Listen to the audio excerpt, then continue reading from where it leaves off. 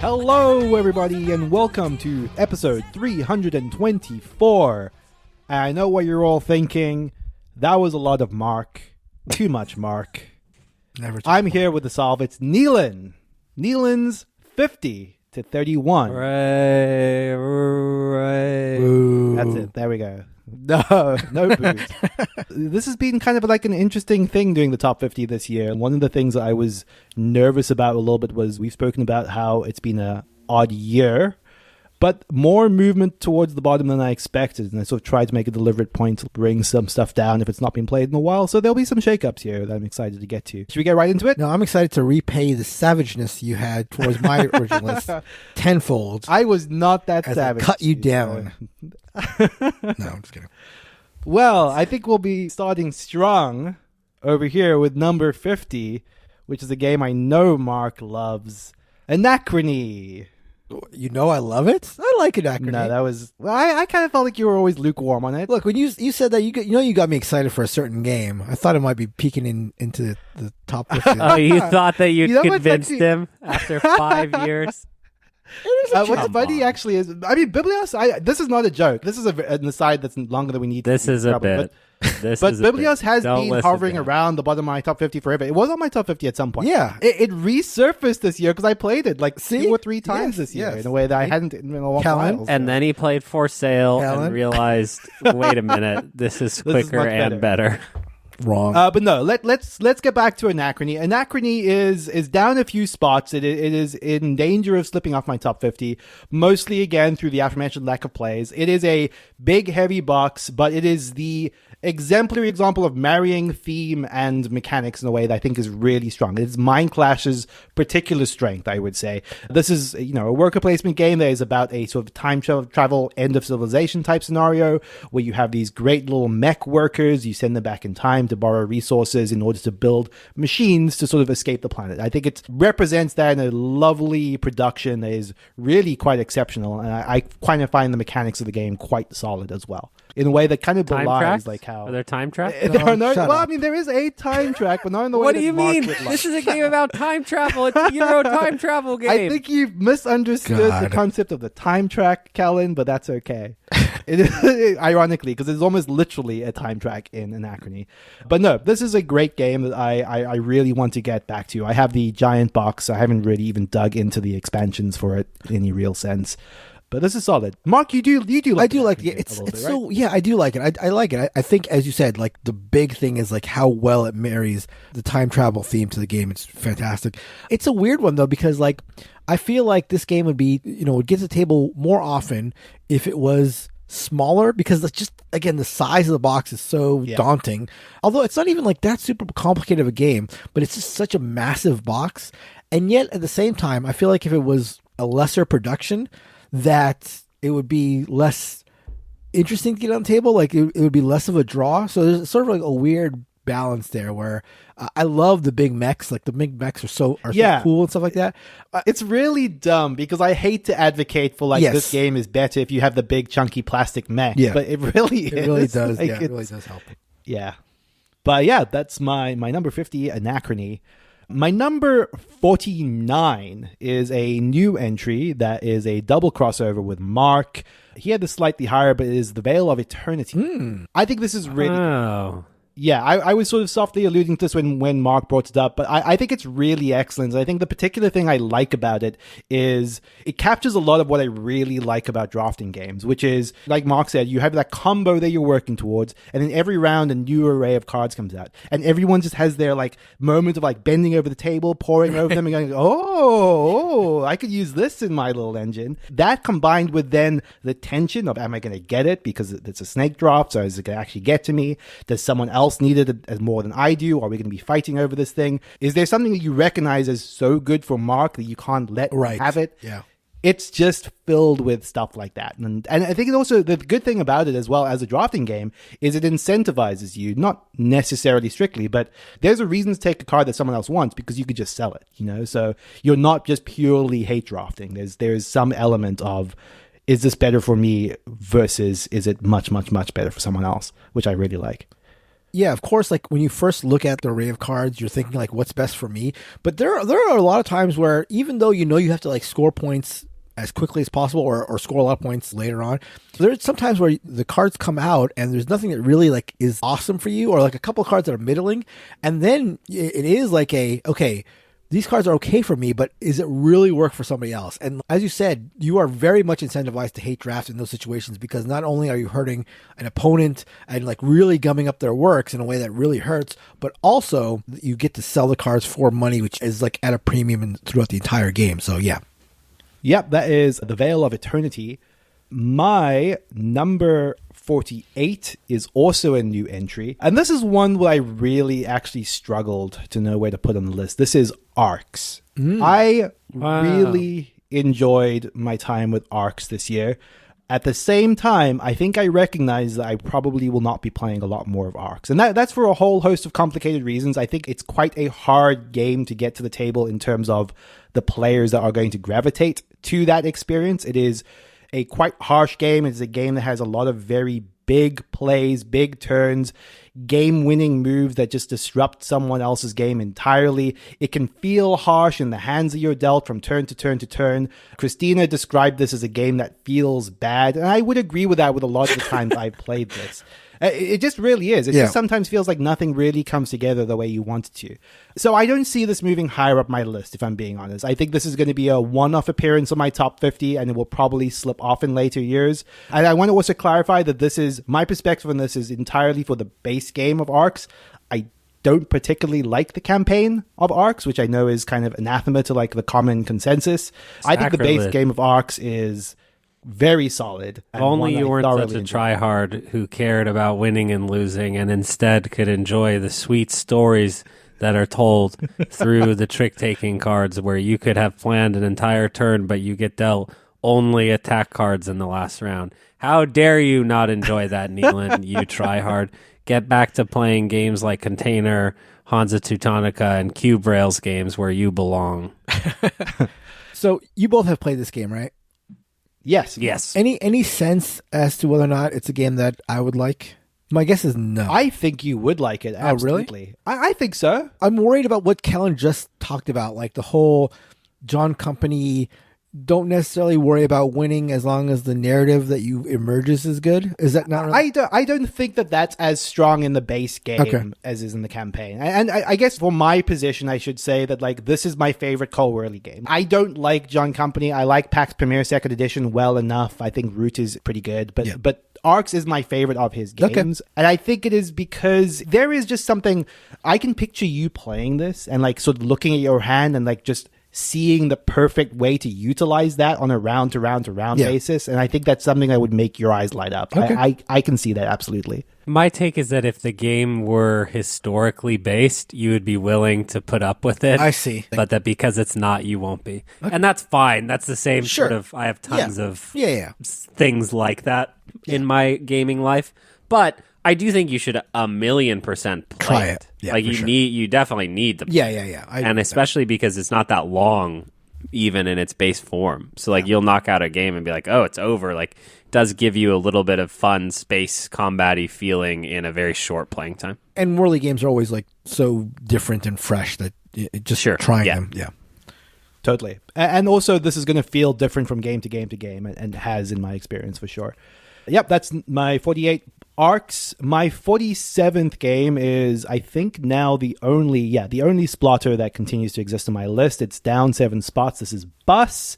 I think Bus, as much as I love Food Chain Magnate and Great Zimbabwe, I think Bus most captures kind of where my headspace is at when it comes to splotter, which is just, it dials the complexity down just enough that I'm on board with it. I also think that the new Capstone production is just really, really lovely. Yeah, this is great. It is still brain-burning and still harsh. Neilan? This one has a space-time continuum dial. I don't think that's the same thing. What are you doing? I love Bus. It's great. I think your description of like why this is your favorite splotter is apt, because like splotter, sort of like Wehrle games, like they're all unique and different, but the splotter you're almost always going to get like a really heavy experience, and that can make approaching games a little difficult, or getting them back on the table a little difficult. But Bus is streamlined and fantastic. So yeah, I agree. Yeah, Bus gets into the realm. Like, I don't think they would love it, but I'm almost half tempted. Like, I could explain this to like my less hardcore game group, and I think that they would have an okay time with it. I agree with that. I would never dream of doing that with like Food Chain Magnate or, heaven forbid, Greats and Bubbles. So, agree. That already makes it fit a niche that like other games by Splotcher just don't. My 46th favorite game happens to be a double crossover with Mark at the exact same position. Oh, double crossover in the same position.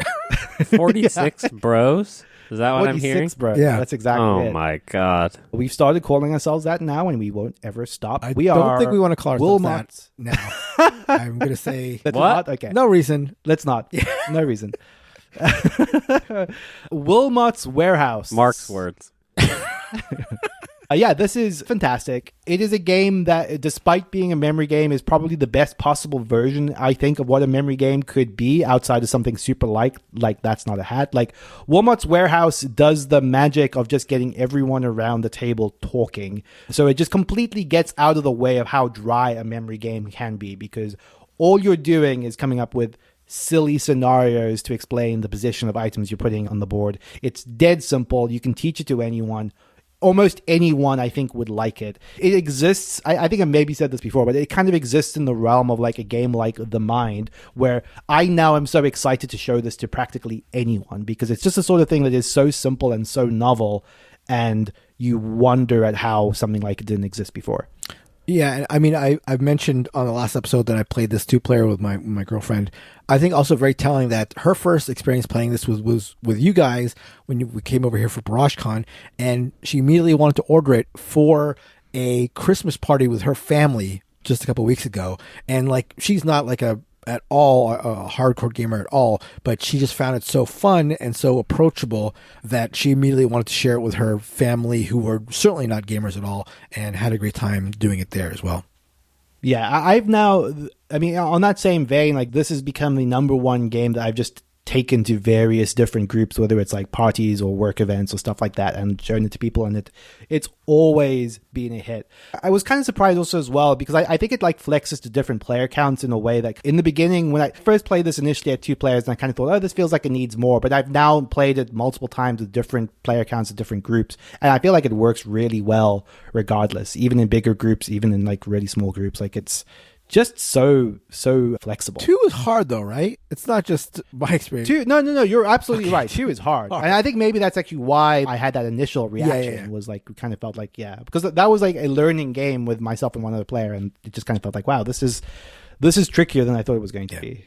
Okay, my 45th favorite game is another new entry. This is definitely not what I would call a surprise. I was very excited for this game. This is Spectral. This is a Ryan Courtney game, whose games I've generally liked quite a bit. Pipeline had been a perennial top 50 game of mine for a long time, and Ryan Courtney had been sort of tweaking that formula for a little while with stuff like Trailblazers and Curious Cargo, and Spectral kind of represents a wholly different direction, but one that feels both very new and also kind of very obvious. There are certain games that this is very much in the same vein of. There's a little bit of Cursed Court in there, where you're kind of slowly learning information about a shared map in order to like acquire these gems, while also trying to outbid people for the best positions. So you are placing your little explorers out onto this map, where that is accomplishing 2 things. You're both learning information about one of the rooms on this map, which is going to point you to either the location of gems somewhere on the map or a curse somewhere on the map. And at the same time, those explorers are going to be your bids for those positions. So it just has that little bit of like, are you putting people out there to explore? Are you putting people out there to bid? You don't want to entirely give your game away by putting out a ton of people on one spot early, because then someone knows that something's really good in that spot. So it's this very sort of delicate game of trying to get information, trying to glean information from the places that other people are putting people out, and then trying to outbid people by the end of the game to like make sure that you're sitting on the best spots. It has one of the things I always love in a game, that, you know, it has a reveal at the end where you sort of all figure out together what the actual layout of the map was. And I think that that's just always fun. Like, kind of seeing as people get like 8 explorers swallowed by a curse that they didn't know was there is just always funny. Yeah, lovely little blend of deduction and bidding, which I think is quite good. I did not know much about this, and this seems very interesting. Well, this is good, Mark. Yeah? It's definitely like that sort of cursed core better than it appears, and then, it really takes for some people, and then others are like, yeah, this is fine. Yeah. I have two questions. Is his last name Courtney? Really? I don't Ryan know why Courtney? I don't know why I pronounce it like that. Listen, but... you like his games more than me because he made Trailblazers, so we don't even need to talk about that. But he also made Bear Raid, which is, I think, excellent. So he's an interesting it's just Ryan designer. Courtney. I don't know why I had it in my head. In fact, I actually think we've had this conversation before. In my head, it's just locked in as Courtney for some reason. But that's fancy. This is just a fancy game. It's fancy. Yeah. Okay. Yeah, no, I think you would like this a lot, Mark. It has that kind of like people jotting in notebooks feeling of like deduction games, but I think some people would criticize it as not really being a deduction game so much as just a information gathering game. But it has enough of the veneer of deduction that I think you would dig it. Okay. My 44th favorite game slips down a couple of spots is Innovation. Ooh. Innovation. Okay. Innovation, I think, is a game that... Let's not overreact. Let's not overreact. This is only slightly better than fancy Ryan Courtney. Innovation, I think, is such a solid, consistent favorite of mine that it's a game that I feel like it's found its place on my top 50 for like a long stretch of time. Like every time I revisit Innovation, I'm reminded by how much I enjoy it. It's not one I get to break out very often, but it is also one that I'm excited to show new people to. I showed it to my brother over the holidays earlier this year, and he loved it. And it kind of reminded us of just like, playing... It's not exactly a Magic the Gathering style game at all, but just playing head-to-head card games with each other. So really invigorated my love for Innovation. I think that every time I play Innovation, though, I sometimes am reminded of like some of the frustrations I have with Innovation at the same time, where like one person can lock onto a combo that then just, they run with. But that is the game. And like the game very cleverly presents a bunch of systems for saying like, okay, if I'm getting beat down by this one thing, I now have to sort of like break from what I was trying to do and just like go full steam ahead to like find the next game breaking combination that's going to like claw this back for me. And it always feels on like such a very delicate knife edge. Anytime I've played this, whether it's online or in person, I'm just biting my fingernails between rounds, wondering what the other person is going to do and whether they're going to like take down my machine before I destroy them with it. Great game. It's the greatest ever made, everybody.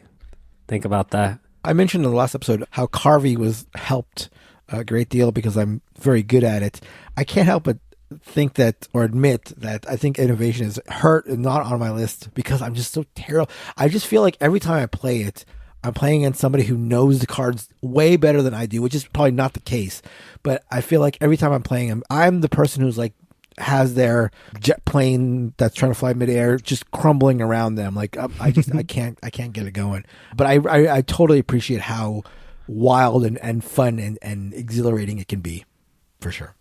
My 43rd favorite game is Codenames. This is slipping down 7 spots, and honestly, I expected this to slip off my list entirely this year. Maybe this is cheating, but the app is so good. The Codenames app really invigorated my love for Codenames in a way where I thought, like, I'm just not likely to play this game ever again. But it got me playing Codenames in person again. That's how much I sort of fell in love with the app version of this. Yeah, it's hard because I would not say that the app on its whole and the things I like about the app are representative about the board game itself, necessarily its entirety. But man, what a good reminder of like how rock solid this game is at its core. Yep.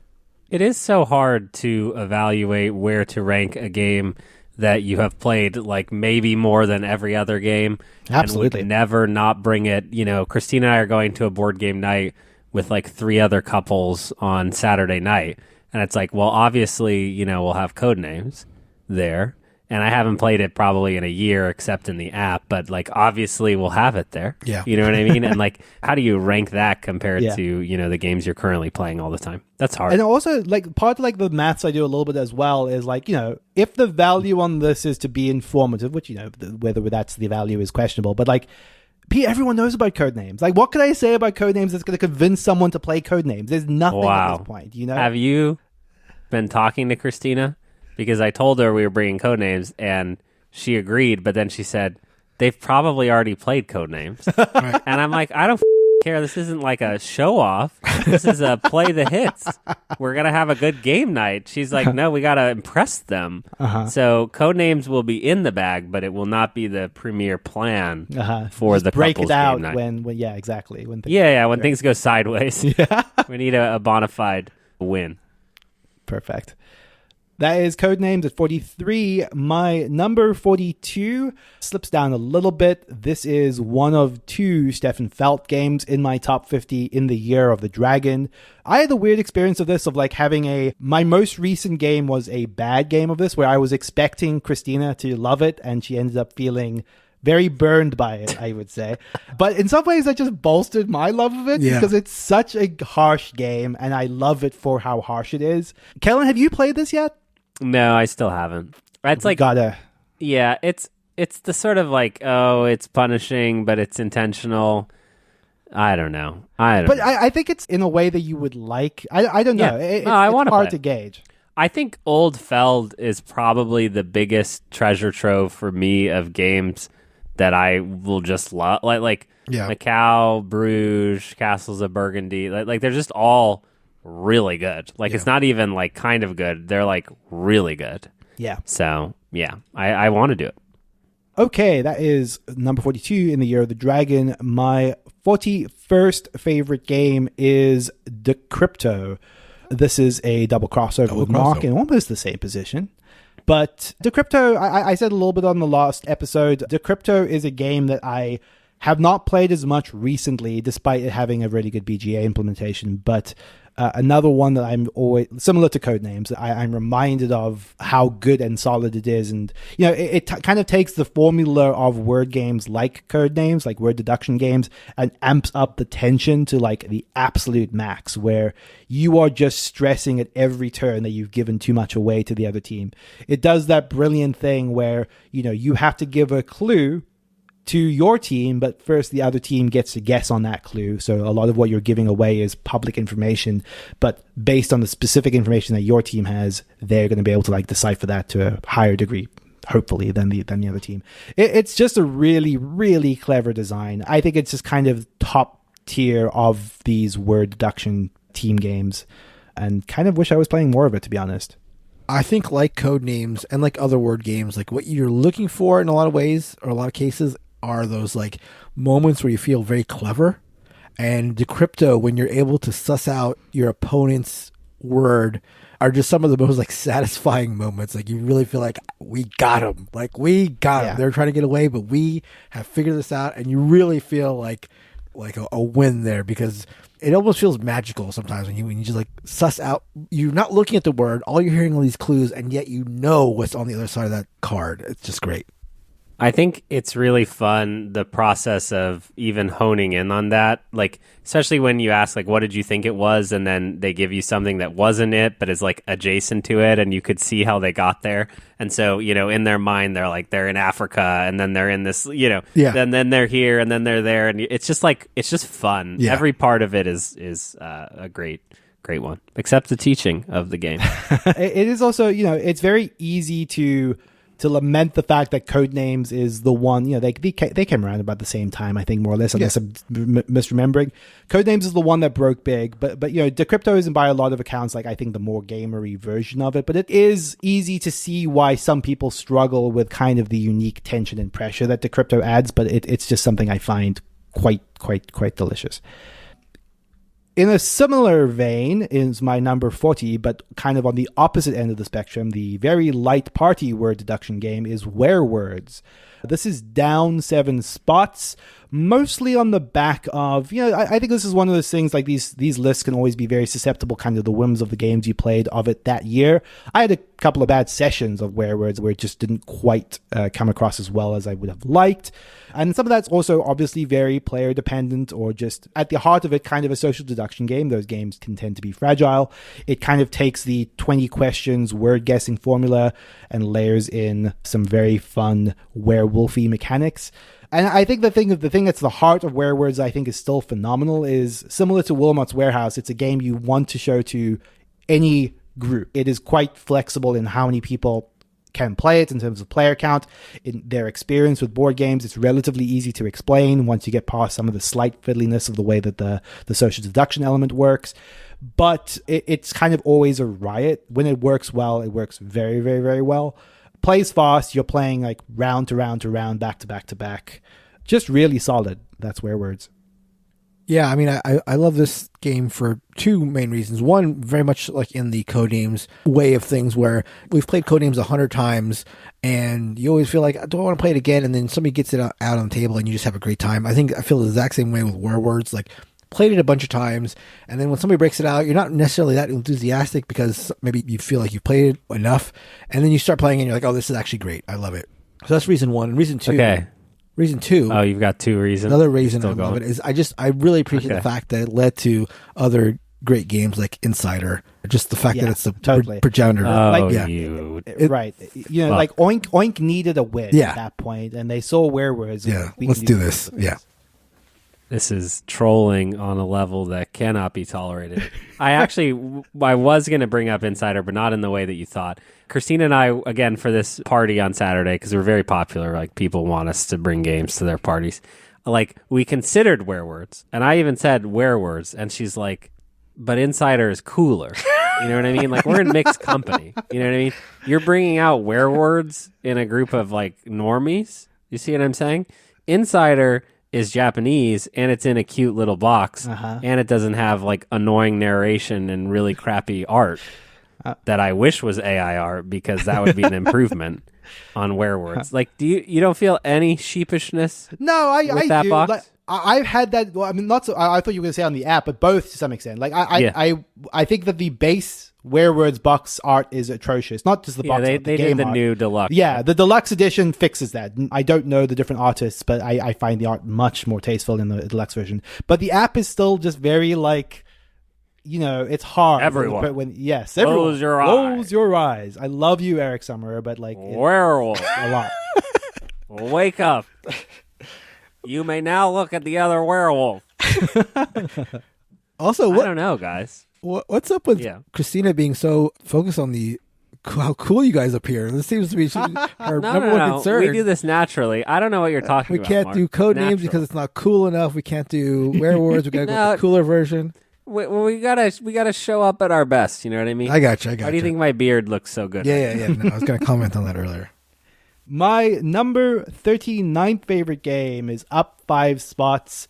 And this is one of the ones where I feel the most guilty for like having this on my list and continue to move it up, because I think it's so dumb, but I love its particular brand of dumbness. This is Challengers. This is a very party deck building luck game where you are basically running a tournament. And the tournament is a card game that plays itself. You draft cards, you shuffle your deck, and then you draw the top card of your deck, and you keep drawing cards from the opponent's deck until they beat your card, and you go back and forth. But the beauty of the game lies in two things.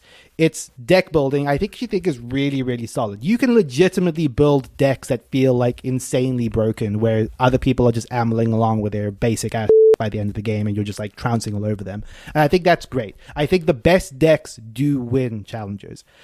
The second thing I think that's great about it is this tournament structure, where you're kind of moving around the table. Like, every game has a specific playing field you're playing on. So what ends up being like a game of 8 seats around the table, and you're like, oh, I'm over there. So you walk around the table to your match while Mark walks around the table to his match. And it just adds a fun vibe where everyone's just kind of up and active and like, who am I playing next round? Who am I playing next round? Oh, I've heard Mark's deck is crazy, and now I'm playing against it. Like, there's a fun meta component to this game that I think is just, again, similar to like other games I've spoken about, it presents very, very well to people that have not played a lot of board games. It kind of just feels like very cool that this structure exists in it. And I just think that the core game is continually fun. I've now played this a bunch of times, and I just continue to have fun with the deck building aspect of it. Like, there are fun combinations to come across and ways to build your deck that just do feel quite good to engage with, despite how silly the core actual game of Challenges is.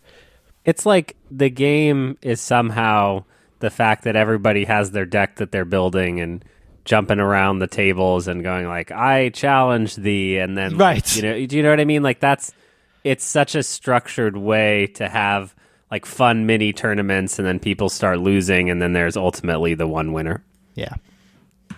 And I would say, like, in addition to like everything you said, which I completely agree with, like how fun it is to walk around and challenge your next opponent and hear rumors about other people's decks, you can also, at least again to bring up BGA again, like if BGA is any indication, you can get really good at this. It's because it's funny you mentioned this, like just I think it was last night, I was like, I just feel like playing something really quickly. It was maybe like 11 o'clock or something, and I decided to fire up a game of Challengers on BGA, and I happened to be matched up against 3 people from South Korea, and they just worked me over on this. Like, I didn't get a single win versus these 3 people. That's amazing. They were chatting in Korean, and I was like translating every time they chatted, because I'm like, they have to be making fun of the American guy, because I'm just like, they like, I didn't get a single win off of any of them, and I'm just like, oh my god, these decks are like killer. So there's definitely room for mastery in this game as well. That's really funny. It's funny because like I don't mean to like sort of like step on that, which I think is a great anecdote, but like this is one game that I just can't condone playing it on BGA. I think it loses so much in a way that just feels like you're barely playing it. That's fair. That's definitely fair. But yeah, it is just a recurring favorite that I still haven't even touched. Beach Cup, which is the new version, which I think intermixes with the base game in fun ways. Okay, that is my number 39. My number 38 is in the same position, which is one of a few games I think that somehow magically ends up in the same position, but is Inish. Also a fantastic game, like similar to what I said about innovation. This feels like a game that's just found its groove on my top 50. Like, I don't necessarily see that my tastes with it are going to change dramatically one way or the other. It's a game I keep coming back to. I keep wanting to show people to. It is a really good distillation of things I like about area control, troops on the map games, but with that drafting component where you're just really, every time you receive your hand of cards from the person next to you, you're thinking about the fun ways that you can like manipulate those cards in order to like do creative things on the board. Kind of similar to what I was saying about Arcs, where it becomes a game of what am I going to do with the hand of cards I've been dealt, except you're drafting them, so you have a lot more control of them, but in a way that just kind of feels very round to round big moves. This one is one of my favorites, and I know less so Mark, but in terms of like elegant fighty games, you can't really get much better. You know, there's a lot of games that have attempted to do this sort of reduction of it, but the very straightforward card drafting combined with the theme, which is lovely, and the alternate endgame conditions, Mark, in the expansion to prevent your problem. We know what your problems are, Mark. You're bad at the game, okay? Everyone in South Korea can beat you in it. Like, off. Very true. And also, if we haven't said it enough times in the past, just like a gorgeous production, like lovely art. Like, God, that box art just can't be beat for just like how stunning it is and how the board looks. Which box art, Neilan? I'm actually a big fan of both. I quite like the new art quite a bit, to be honest. I think that it would have been nice to have the original box art version, but I'm quite happy with the new version box art. It's also quite lovely. I like both of them, I agree, but in your mind when you said, we just rolled the tape back and you said that box art, which box art were you thinking? I in my head, I was thinking about the new one, if I'm being quite honest, because that's the version I have. God, well, that's the one I have. So that's the one I was thinking about. Well, you're lying to the listeners. They're both great. Okay. It could be the prettiest like production taken together for me of like any board game ever. It's just like all fits together. Sure. The weird way that the pieces fit together. It's just super like, it's like otherworldly in a way, but I know it's like Celtic. It's like very specific thing that you are purchasing. Very good 100%. One. That was my 38. My 37th favorite game is down 7 spots. This is Watson and Holmes. This is a good example of something that's just slipping down because I haven't played it. This one like pains me because I really adored Watson Holmes. I probably haven't played it in like over 2 years at this point. It's so hard to like find people to play this game with because it's so particular. Like it's a murder mystery game that involves a lot of reading with a bunch of bespoke cases. To some extent, I just feel like I need to like power through all of the cases, get it off my list, and like not think about it ever again. But I just think it's been so hard to like be able to find a consistent group to do that with. Because it's also part of the biggest problem actually is because the cases like gradate in difficulty. Like I kind of feel like you can't just jump new players into case 5, for example, in a way that is just I don't know how I will get the rest of these cases played if I'm being perfectly honest. But I'll have to find a way because it's so good. Competitive deduction, murder mystery. God, It's very unique, right? Yeah. Like, I really have enjoyed playing it, though. I feel like probably the more advanced ones I'm going to tap out. You know what I mean? I fear I'm not up, but Neilan's not inviting me to his Watson and Holmes night for like the final case. He doesn't know what I'll do. Another game where like the reveal at the end, everybody can sort of like crowd around the table and I thought this was that, and I didn't read that. Right. Yeah. They cleverly seed multiple ways to get to a lot of the information. So someone will be like, oh, how did you find that? You didn't even go there. Right. Say, because it was like this other route that they built in. Really, really clever design for that type of game. That's Watson and Holmes. My number 36th favorite game is Twice as Clever. I think this is now the only roll and write, flip and write adjacent game on my list. This is still the best one. The specific combo-y nature of like activating areas and those areas trigger other areas, like that just activates special brain juice in me that I love. Like I adore that part of it. And I think that the roll and write mechanics, like a lot of games in this genre, kind of get out of the way. But there is a nice bit of interaction in the dice you draft and how that affects other players that I think is quite good, to the extent that you are often considering other players when choosing which die to draft, which is rare for this type of game. Yeah, this is my preferred version of the That's So Clever franchise, for lack of a better word. Twice as Clever is still the one I would still recommend to most people. We're waiting for the movie. Yes, exactly. It'll be depending on how Minecraft does. My 35th favorite game is one of the biggest fallers, Scythe. I love Scythe. It's funny, I find myself in the very specific position of defending Scythe on the Discord slightly earlier today, which is great. Perfect timing. At the same time, I recognize when my time with a game has somewhat passed, and that is because I played so much of Scythe. There's a friend of mine who I played a chunk of this with, particularly the Rise of Fenris campaign. We adored that. I thought it was a fantastic addition. And if you're someone that sort of has visited Scythe in the past and likes legacy-style games, I would still highly recommend that. But we revisited it earlier this year and kind of found that we both were a little bit like, oh, okay, I kind of feel like we've played other games that are like doing similar stuff, either better or in just ways that wasn't resonating with us as much as we had. And partly because we had played so much of it in the past. Scythe is still a game that I think is such a good time and place, especially for the point in time that I entered the industry. A time and place of production, theme, aesthetics, everything coming together in a way that just kind of felt like, Jamie Sten. Yes, and tracing. It kind of just felt like, Jamie Stegmaier like laying a golden egg in a way that was just like a perfect distillation of like what the board game space didn't know it wanted at that time. I think like Inish, I will not say that for me, some of the mixed media of Scythe freaks out my brain.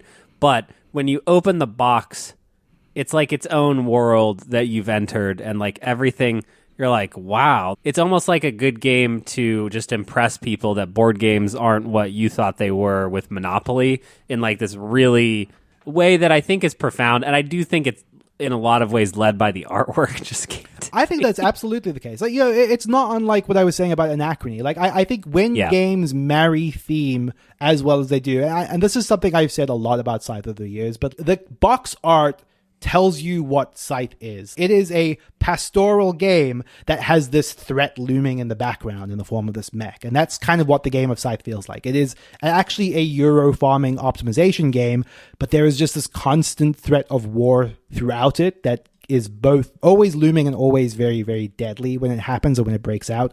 And I just think it encapsulates that really, really well. Yeah, absolutely. Do you feel like your time playing this is more or less done? Like, do you feel like this is a game that will just slip off? This is in memoriam. Yeah. Is this like because it's been so great in the past, but probably not rising any further?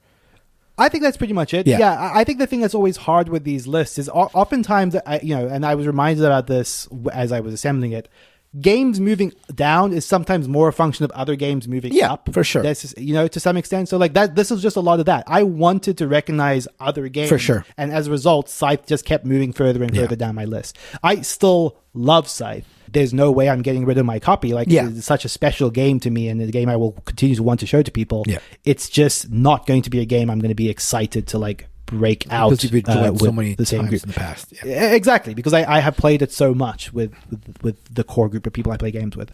Okay, that is my 35 Scythe. My number 34 is Iberian Gauge. I alluded to how close I tend to want to come to like playing train games on the previous episode, and I think Iberian Gauge is like the perfect pitch, one of those to me.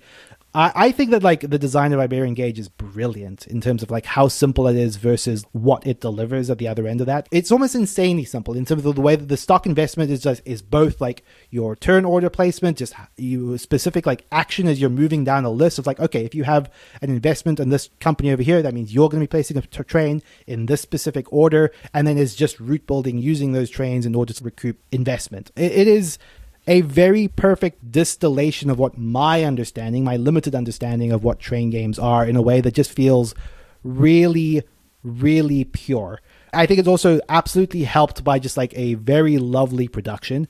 I think that this game looks gorgeous with the inner tool art, and the capstone version is phenomenal. I love showing this game to people where it's kind of one of those things where it's at sort of at odds with maybe the dryness of its theme. Like, I think I struggled with this for the longer time of being excited at the prospect of a train game, but Iberian Gauge kind of like belies that a lot by just presenting like a very vibrant, very bitey, very intense game in like a very, very simple package.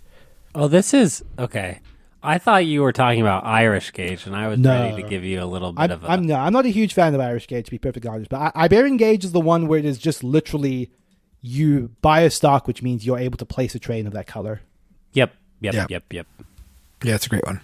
And Northern Pacific is listed as a Cube Rails games, you dirty people who don't know anything about Cube Rails games. So, designed by Amabel Holland, so think about that. Anyway, I'm just talking about last week's episode, but here we are. That is Iberian Gauge at 34. Number 33 is weirdly similar in some ways to Iberian Gauge and twice as clever, which I just spoke about. That is Cascadero. This is a new entry on my list. I think this game is fantastic. I think it does a really good job of marrying both of those things that I sort of spoke about in both of those games. It has the combo-y nature of the tracks of something like Twice as Clever, where the way that the scoring works in Cascadero is as you score on your route building, which is kind of the almost cube rail-y route building, tile placement, Knizia-esque through the desert stuff, which I think is great. You're scoring on these tracks that give you rewards, and some of those rewards bounce you to new actions, bounce you up other tracks, and those tracks signal new bonuses, which bounce you up other tracks. So it has a lot of that going on, but it is built around a game that has all of those components of building connections between places, clever placement, timing of your pieces in order to like trigger scoring of cities at the most opportune times. Very smart sacrifices in terms of like, if I put a person at this city, I'm not going to be able to score as much of them on that city. And then trying to connect those around players while blocking them at the same time. It just does a lot in a relatively simple rule set. I also, it does something I always like in games, which is that mechanic where if you don't get to the top of your score track, you're not eligible to win, which just adds this like very, very cool tension to every game as people are just sort of struggling to like eke out the small number of points they need in their color just to be able to be eligible to win, which is great. So, okay, Neilan, we need to talk about this. Yeah. Because the only true and living Dr. Reiner Knizia, right? Is this the first appearance on anyone's top 50 here? No, Zuvadis. I had Zuvadis. You had Zuvadis. Yeah, but that's overrated. So, okay, the second appearance, fair. I'm wrong. Strike it from the record. We'll obviously delete that. Obviously, yeah, for sure. I sound smart. If I'm counting in my brain correctly, there may be 1 or 2 or 3 tile-laying Reiner Knizia games that are higher than this for you. Yes, I think that's true. I'm obfuscating it. It's not bad. That's not bad. Yeah, no. I think that's. But I wonder if I don't know if this is what you're suggesting. Is maybe the implication that I shouldn't have that many on my list? No. Okay. You like them. The implication is that Neilan likes tile. Why is there some weird implication? No, I don't know. Because I'm pointing out a nice anecdote about my friend. You started off with this like, well, let's talk about this. Let's figure this out. I don't know. Like I sort of sometimes question that a little bit of myself when I'm assembling these lists of like how many of a certain type of game should be represented, you know. And I do think that like I did notice that this year in particular of like, oh, I really want to, you know, Babylonia does not end up on my list, spoilers, but like there are a lot of games in that genre that the Doctor does that I think kind of feel a little bit like they're sharing components with each other. I mean, all of Through the Desert and Stevenson's Rocket, a lot of other games that like have these components by Dr. Anachrony could appear on my list. But sometimes I'm just a little bit like, okay, no, these are the ones I think that are encapsulating like certain other mechanics I think really, really work well together. And I think Cascadero is like just a good example of that. Like, I can't think of another one of these types of games that just has that very novel score mechanic to it, where you kind of just feel like you're comboing off of your scoring in a way that's... Yeah. All the tiling that you like, plus it has the fun get a bonus exactly on a score track. Yeah. And we'll probably revisit this when we get to the other, I think you literally called it, 2 other games are like Reiner Knizia tile laying games, but they're all capturing things I like in different ways. Yeah. Well, it's funny because like Ingenious and Babylonia, you know, and like Tigris and, you know, there's, and Stevenson's Rocket. So for me, it's usually Babylonia, Ingenious, and Stevenson's Rocket, but they're all... It's funny because none of us is as big on Samurai. Have you Samurai'd, Neilan? I have not even played it, no. I should. Oh, Neilan. Yeah. Neilan.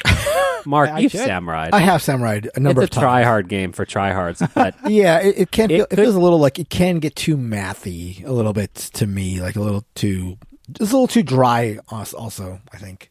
But I think that if he's just confessed his love for Reiner Knizia tiling and he hasn't played Samurai. I know. Has he even lived? A black mark for sure. I absolutely love Cascadero. I was taught it first time. I think we were all taught it together at Dice Tower West, and I immediately played it 2 more times at the same convention, teaching it both times, which is a testament to also how straightforward the rules are, because I think it was like a prototype edition, so the rules maybe were even there. No, I think the rules were there, but I felt comfortable enough to like, just somebody said, oh, do you want to play that? And I felt like I could teach it having just played it once, so I appreciate that as well. This is, I absolutely love this game. Yeah, really great, and you know, not to repeat myself too much, but also just a gorgeous production as well. Like, just looks lovely. Okay, that is my 33. My 32nd favorite game. Mark used a really good word to describe this in a previous episode. Sorry, not this game in particular, but he used the word aspirational. And that is how I think about Eclipse Second Dawn for the Galaxy. I don't know how often I will play Eclipse. Like, it is, God, we talked about how much of a beast something like Anachrony is.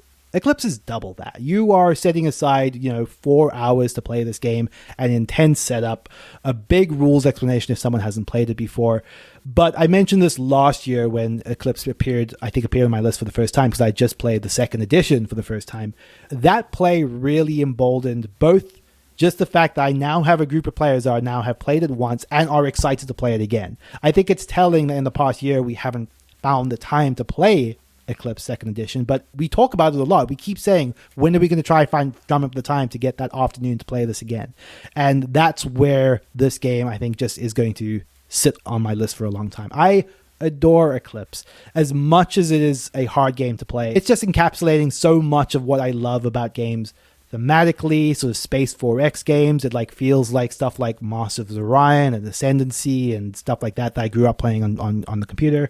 It just feels like those games in a board game with tech trees and with exploration and with fun, engaging combat with ships that you've built yourself, and how are you going to use those to out-weapon the opponent's weird builds. It's just got some great stuff in it. It is definitely a little bit funky in terms of are all the exploration tiles created equally?